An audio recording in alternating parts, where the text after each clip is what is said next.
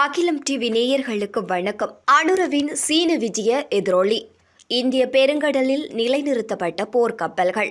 இந்திய பசிபிக் பிராந்தியத்தில் வெளிப்படைத்தன்மை, பாதுகாப்பு மற்றும் ஒருங்கிணைந்த வளர்ச்சியை எடுத்துக்காட்டும் விதமாக இந்தியாவானது 3 போர்க்கப்பல்களை அறிமுகப்படுத்தியுள்ளது. இந்திய பெருங்கடலில் சீனாவின் இருப்புக்கு சவால் விடும் வகையில் இந்த கப்பல்களை மோடி தரப்பு அறிமுகப்படுத்தியுள்ளதாக கூறப்படுகின்றது.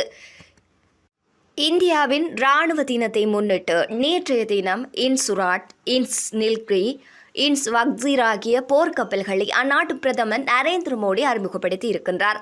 இலங்கை ஜனாதிபதி அனுரகுமார திசாநாயக்கவின் சீன விஜயத்திற்கு மத்தியில் பல ஆண்டுகளாக மூலோபாய கடல்சார் பகுதியாக கருதும் இந்தியாவின் தென்கிழக்கு கடற்கரையில் ஒரு தீவான இலங்கையில் சீனா தனது செல்வாக்கை விரிவுபடுத்த முயற்சித்து வருவதாகவும் இதற்கு மோடி அரசு மறைமுக எச்சரிக்கை விடுத்துள்ளதாகவும் இந்திய ஊடகங்கள் செய்தி வெளியிட்டிருக்கின்றன. மும்பை கடற்படை கப்பல் கட்டும் தளத்தில் இந்நிகழ்ச்சி நடைபெற்றது.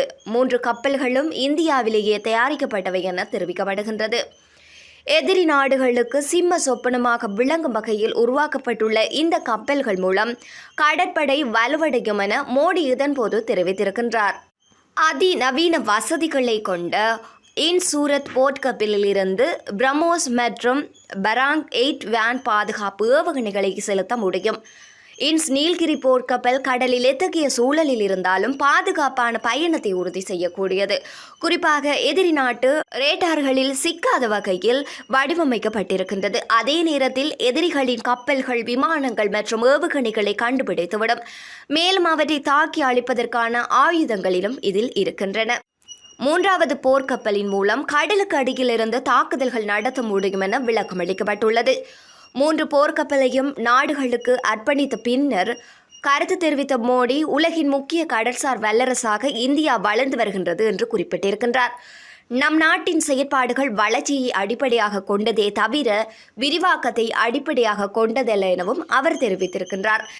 இதன் மூலம் கடல் மற்றும் நிலப்பரப்புகளில் அவ்வப்போது எல்லை மீறலில் ஈடுபடும் சீனாவுக்கு மறைமுக எச்சரிக்கை விடுக்கப்பட்டிருப்பதாக புவிசார் இந்திய வல்லுநர்கள் எதிர்வு கூறியிருக்கின்றார்கள். மேலும் அமெரிக்கா, ஆஸ்திரேலியா, ஜப்பான் ஆகிய நாடுகளுடன் கூட்டமைப்பில் இந்தியா உறுப்பினராக உள்ள நிலையில் இந்திய பசிபிக் பிராந்தியத்தில் சீனாவின் ஆதிக்கத்தை தடுக்க இந்த கூட்டமைப்பு விரும்பி வருகின்றது.